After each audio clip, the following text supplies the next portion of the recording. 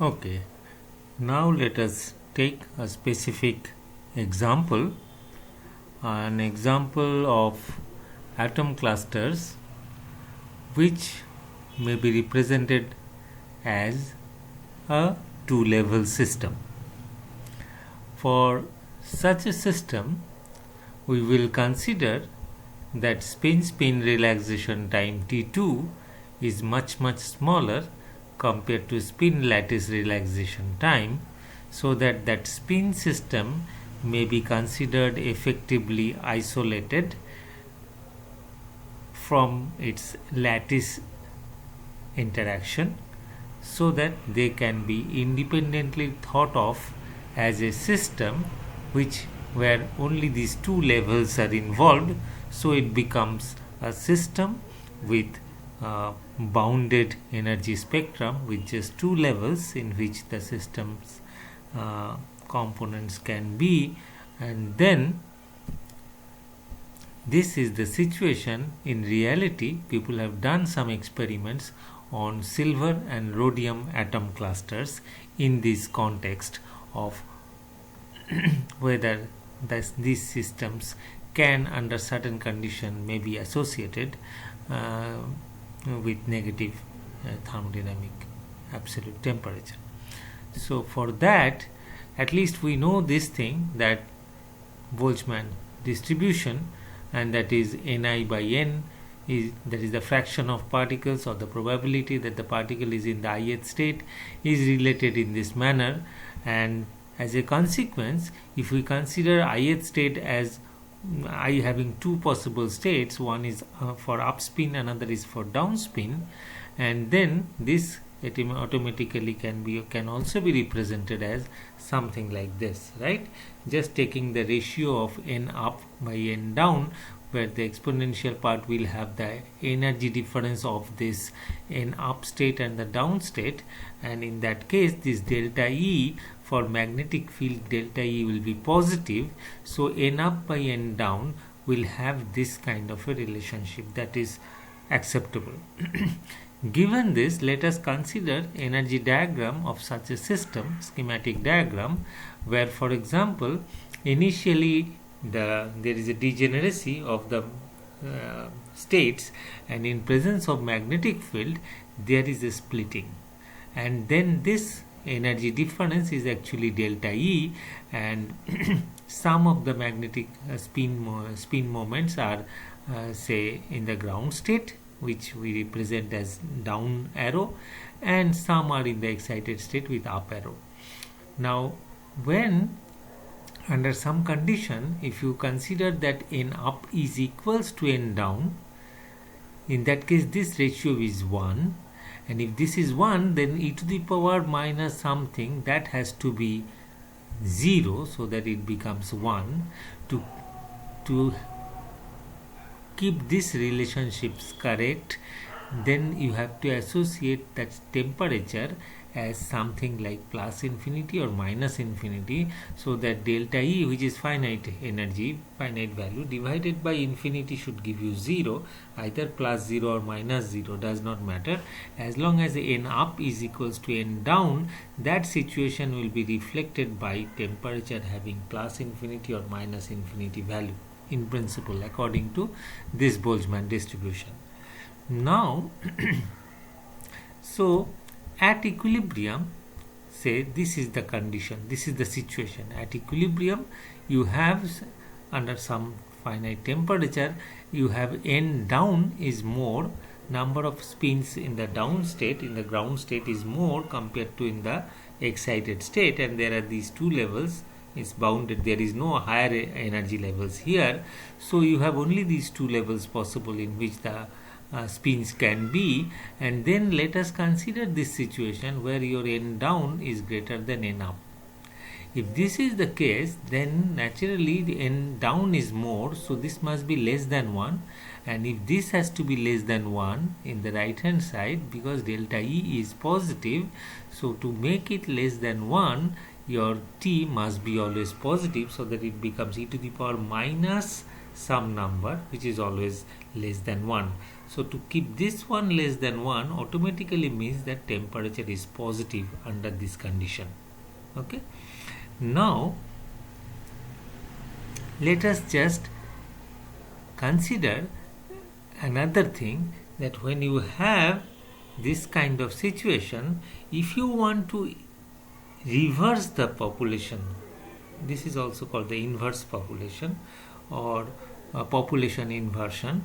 What happens is, suppose I want to give some energy to this particular system in this situation and bring some of the down arrows in the upper state so that it becomes up arrow, and then this cannot be done by adding heat. Why? Because here we are talking about heat generally comes through lattice, and spin lattice, that is decoupled, so generally it cannot be done through heat. So it has to be done through, and another thing is that these transitions in the nuclear level is much smaller in magnitude, so you require, instead of infrared or heat range of radiation, you have to actually use radio frequency. Okay, and so by radio frequency we can inject radio frequency of energy so that from external source, so that you can bring about this change. Now if this happens, that means n up is more now compared to n down.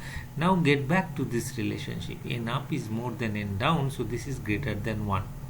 If this is greater than 1, where delta E is positive, still here also it is positive, then if this has to be greater than 1, then this cannot be negative, so there must be some positive component here. E to the power something positive will be always greater than 1, and to make that, actually we have to consider that away from this, if we consider this as an equilibrium situation, then this is, you are pushing it away from equilibrium, some kind of quasi-equilibrium status, by adding some energy in the radio frequency range, so that this spins transition has taken place and many of the spins have gone in the higher energy state.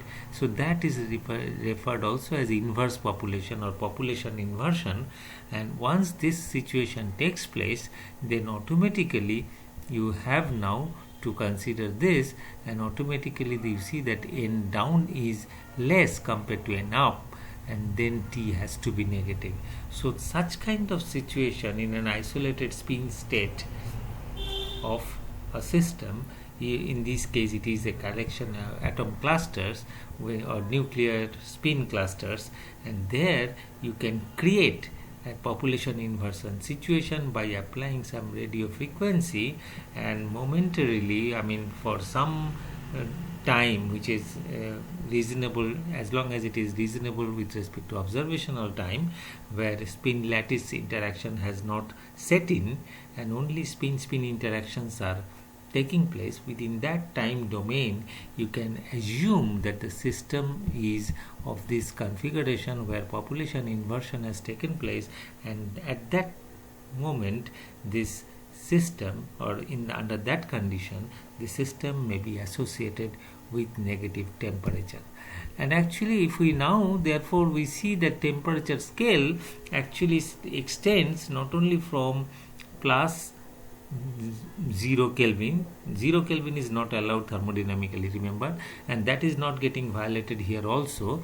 So plus 0, that means just above 0 degree Kelvin.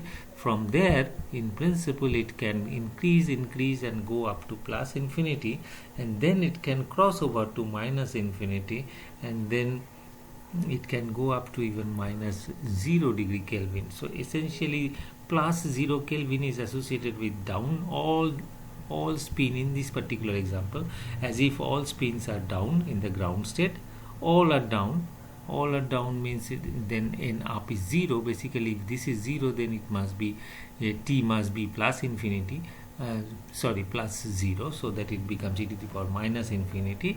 On the other hand, if you go to this situation, minus 0 Kelvin, that means all are up, that means this all are up, so this is 0, so this is infinitely large, and that can only happen when t is minus 0, so that this becomes e to the power plus infinity, and that is infinitely large.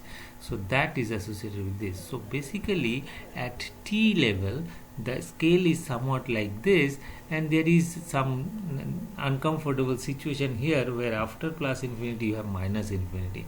But there is a comment also, just for academic sake, that if instead of temperature scale, if we had inverse temperature scale or something like coldness scale, in that case plus k will be just plus infinity, minus k will be minus infinity, and there will be plus 0 and minus 0. So it will be just inverse of these respective numbers, and we will see a discontinuous jump from plus 0 to minus 0 without passing through 0, because 0 degree Kelvin still is not attainable, because that violates the thermodynamics consideration. So that unattainability of 0 degree Kelvin is still not violated. But here we have discussed something which tells us we can in principle experimentally also under some specific situation create certain systems, particularly nuclear spin systems, where you can associate those systems with negative absolute temperature, which is somewhat counterintuitive to start with. But now we realize, as long as we know or we recognize the statistical mechanical definition of temperature properly, this makes sense for those specific systems with bounded energy spectrum. So that brings us to the end of our discussion about temperature.